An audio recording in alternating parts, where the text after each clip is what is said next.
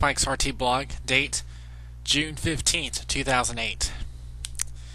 Now, it is late night here, it's 1:53 a.m., so yeah, it's technically June 15th right now, so.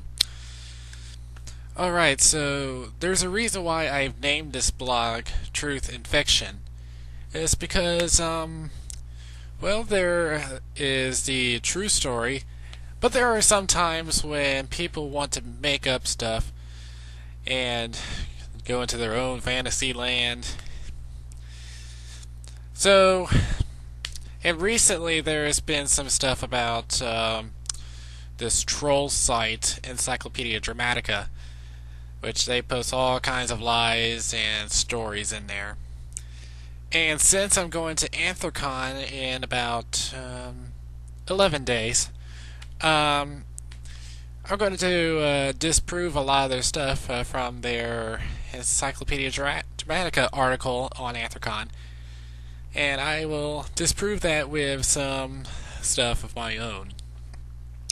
Okay, it starts off, and I quote, you can go to the site, type in Anthrocon. All this is true, what they've written down. And I don't mean that what they write down there is true. I am saying that everything I say is what they've written down. Sorry, this is what they said on the Encyclopedia Dramatica article. It says, Anthrocon is a convention in Pittsburgh which started at least 100 years ago. Oh, come on! Even I know that's not true. Anthrocon actually started as a very small convention in 1997, and it has grown since. So Anthrocon's only been around for 10 years. Let's see. Let me skip down a little bit. Dr. Samuel Conway, also known as Uncle Kage, who is the chairman of the Anthrocon. There's been some problems from what I've heard. It's something called ghosting, and what that is that usually when you go to a con, you have to pay a fee to get in. But there's some that want to bypass that fee and get in there anyway. So he's written a couple of live journal entries. I've not checked that out yet, but but yeah, it does happen. So I'll give them that. But yeah, they have taken action on anyone that's ghosting. Let's see here. What Uncle Kage should have clarified the true definition of ghosting. Yeah, I've just said that. Going to a convention, using convention space, attending events and workshops, while not paying the registration fee. And this is what they've said. I don't know if this is true. I'll check it out later. It says, we deal with it on a case-by-case basis. There's no standard protocol. Commonly, what we will do is verify that the person we catch is indeed ghosting the convention. At that point, we determine if the person is staying in the hotel. Easier to do than you would imagine, though not prepared to discuss how we do it. If the person is staying in a hotel room, then that room, regardless of who rented it, is taken out of the Anthrocon room block. The room charge reverts to the standard rack rate, which usually exceeds $300 per night. The person who rented the room is then free to speak to me when presented with the bill, so that I can inquire why a ghost was permitted to stay in the room. A few times that we have done this have resulted in the person in question buying a membership. $50 is a lot less to pay than $800 or so. At that point, we are happy to return the room to our block rate.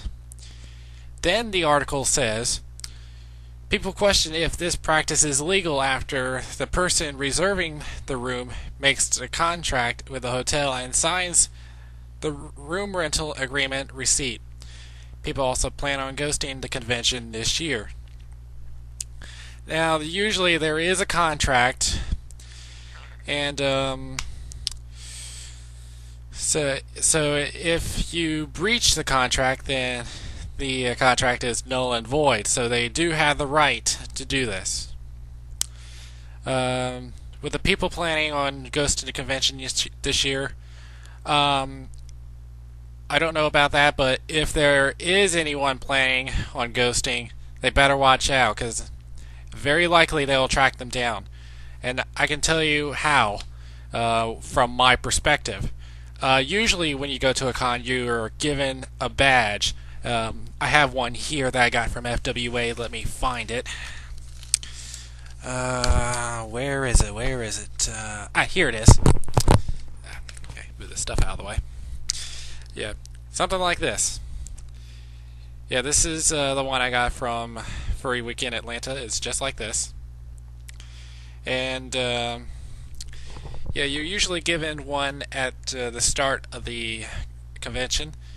So usually if you're missing that badge, that would put you in question if you paid. So let's see, moving on.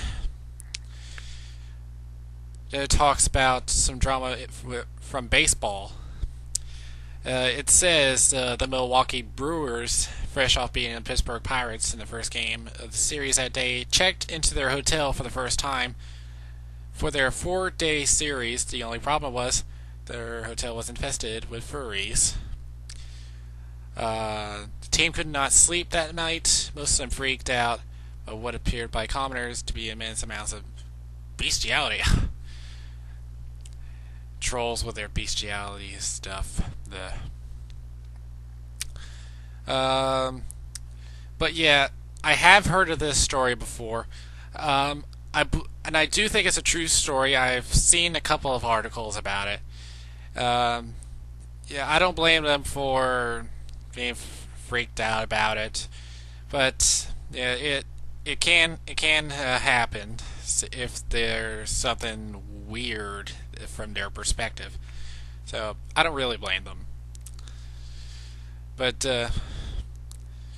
let's see. Past drama. For 4 years, Adams Mark Hotel, that's where the former location of Anthrocon was, in Philadelphia, Pennsylvania, which is my hometown, by the way. After the 2004 convention, health officials discovered a hazily large number of fur shampoo-soaked plushies, cum-encrusted furry pornographies, and a stench of mythic proportions. Sounds like you trolls got a little orgasm there. Ay, ay, ay. What has gotten into you? But I have not heard anything like this. There may be some that have some sort of weird fetish. There is someone out there that may have something like this. But once again, that's not what the furry fandom is about. You gotta do your homework. This caused the Adams Mark to be condemned mere months before the 2005 convention. Further hilarity ensued when it was discovered that dozens of potential attendees showed up at the abandoned Adams Mark in 2005. Now, that is not true. Adams Mark was not abandoned. Here's the true story. Adams Mark was actually bought out to the Target Corporation, which forced dozens out of work and closing a 23-story building. This deal was made in November of 2004.